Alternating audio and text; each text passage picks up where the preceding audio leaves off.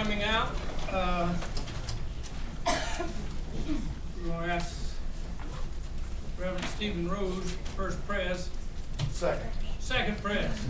I've been called worse. Almost. Invocation. It's always good to be in the corridors of power. Is that what I think that's what I'm. Where is it? Where is it? Good call. But thank you for the opportunity to come. Let us pray. Gracious God, we have gathered tonight to do city business. Yet we know that it is more than line items on an agenda. The decisions made by the council this evening will directly affect people's lives and set in motion plans that will shape the future of this great city. And so I pray that you will give this council wisdom, patience, and courage to navigate between an array of particular interest while keeping in mind the interest of the entire city. Lord God, help this council remember the sacred trust that the people have given them. This prayer we make, trusting in your divine providence. Amen. Amen. Thank you, sir. You got the church advent troop 1 for scouts here. Would y'all step forward, please, and lead us in the pledge of allegiance? Could you tell us where you go to school and what grade you're in? Come on up front here. And your name. Come on. Go ahead and just line up. We'll give you just like we want to line up the colors.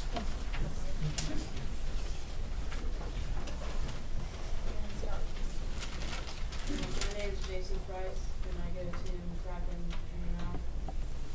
I'm Will Coker, I go to McCracken Junior High. I'm Ben Walpole, and I go to McCracken Junior High. I'm Logan Gibby, and I go to McCracken Junior High. I'm Tom James, and I go to High Street Elementary. I'm Judy Kaplan, I go to I'm Minute Setzer, I go to McCracken. I'm William Bartley, I go to Jesse Boyd Elementary. All right. Gentlemen, lead us in the pledge of allegiance.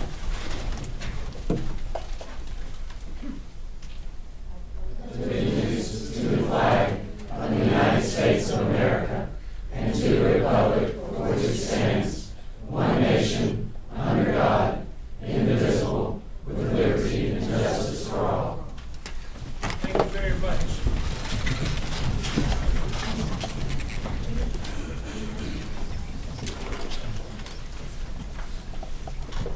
Item 3 is approval of minutes of January 25th. Second. All in favor? Aye. Approve the agenda of February the 8th City Council meeting. Second.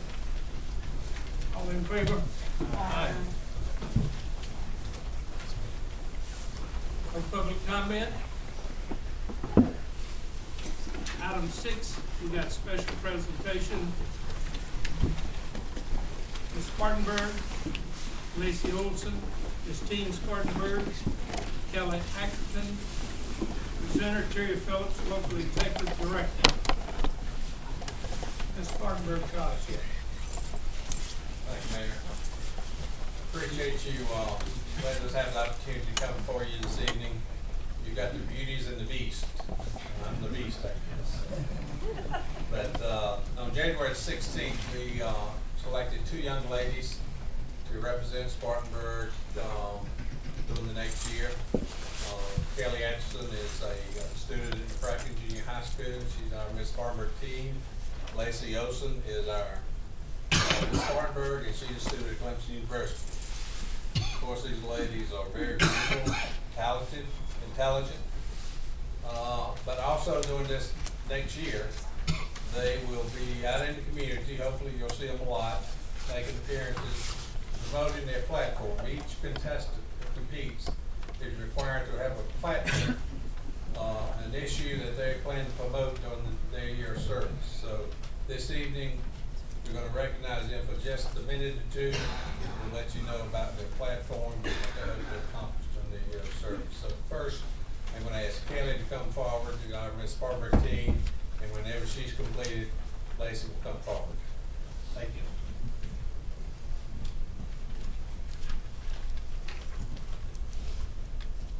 Good afternoon. My name is Kelly Atherton, and my platform as Miss Spartanburg team is high school dropout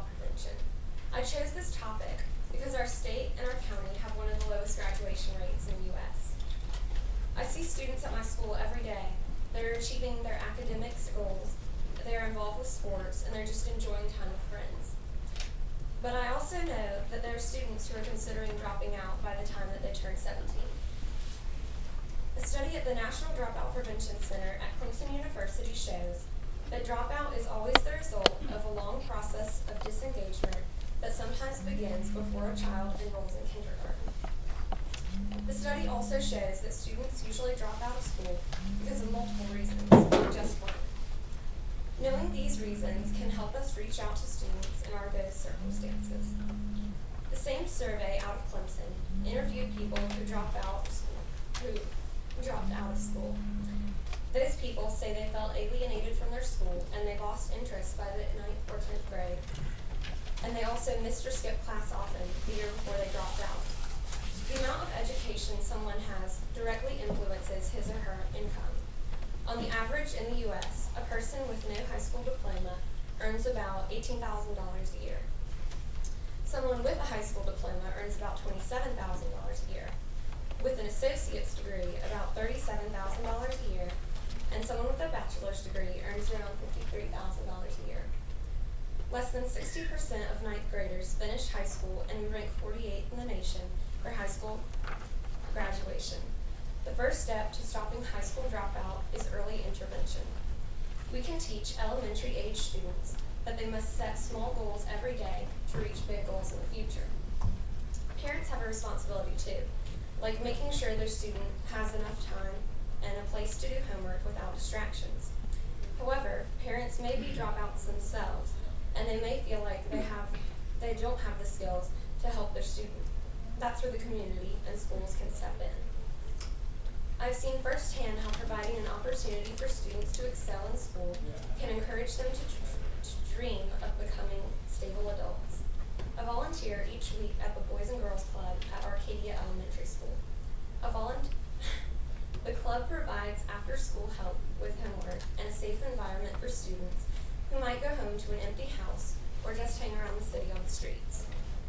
A few weeks ago, the elementary students were celebrating Martin Luther King Jr. Day. They made handprint paintings and added paper hearts that included their dream of what they wanted to do when they grew up.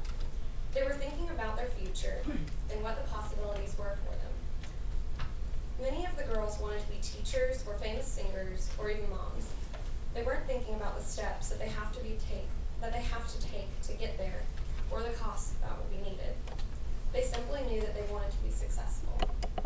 As the saying goes, it takes a village to raise a child. I think our city has the resources to make a difference in every child's life because it has people who care. Our responsibility is to let the needs be known and to gather people and organizations that want to help. Thank you for giving me the time to speak with you about something that is very close to my heart and important to us all.